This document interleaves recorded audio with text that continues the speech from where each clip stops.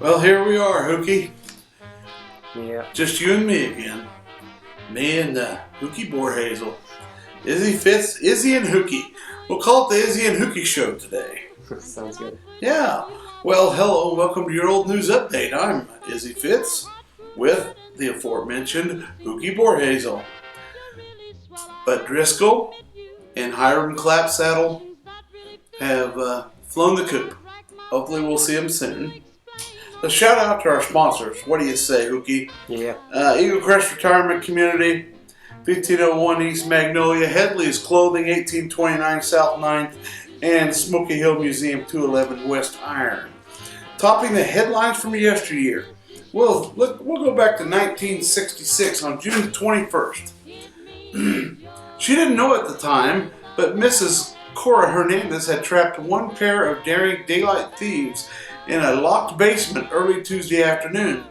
The man splintered a door panel with a mighty kick and fled, but not before the bold thieves had looted expensive women's clothing from a basement closet at Shelton's Ready to Wear, 107 North Santa Fe. Police pieced this story together. A man wearing work clothing and carrying gloves and a flashlight was noticed near the rear entrance of the store. Employees asked what he sought. He told them he was with the power company and was making an inspection. He said his name was Gordon. Two clerks were suspicious. They called Kansas Power and Light to inquire about the inspector. KP&L told them it knew of no such inspector or inspection. Meanwhile, the man left unhurriedly by the store's rear door and moved south down the alley. Suspicions now fully aroused. Mrs. Hernandez locked the door at the bottom of the basement stairs. At least, she said, if he comes back, he won't get down the basement. She also turned off the basement light.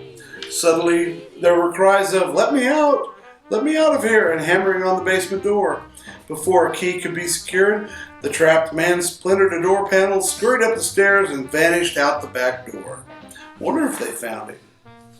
Oh well, probably stay tuned, we'll see if they found him.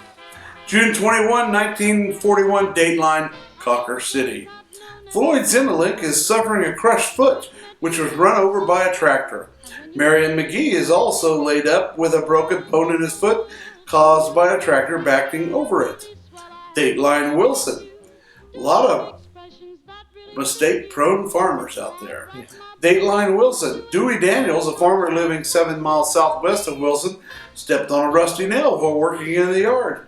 The nail injured a nerve between the toes and infection set in, which, it is feared, will keep Daniels from working in the harvest.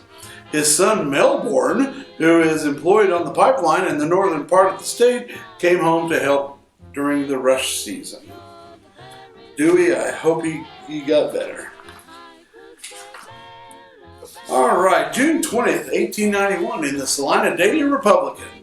This is an editorial. A man who was horsewhipped by a woman for slandering her daughter has brought suit against the assailant for $10,000. It wouldn't be possible to get a jury in the whole state of Kansas who would give him 10 cents. A man who will slander a woman or will make her vulgar remarks about her in any way should be horsewhipped in the public square, receiving a lash for every word uttered. Ditto to that.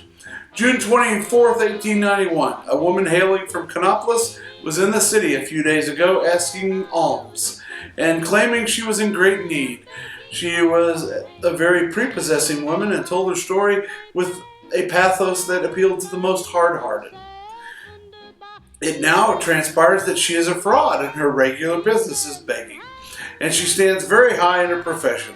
2 letters she received from relatives while here, and which she carelessly dropped in the room she occupied while in this city, dispose the fact that she is in, to say the very least, very comfortable circumstances.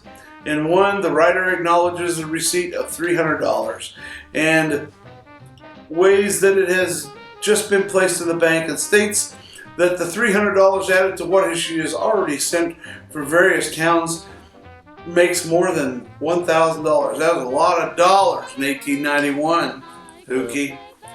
Read more about the way things used to be in the look back section of Monday's Salina Journal. And Hookie, next week I hope we're crowded in this here studio. Yeah. We'll see you yesterday. Kiss me and say that you will understand.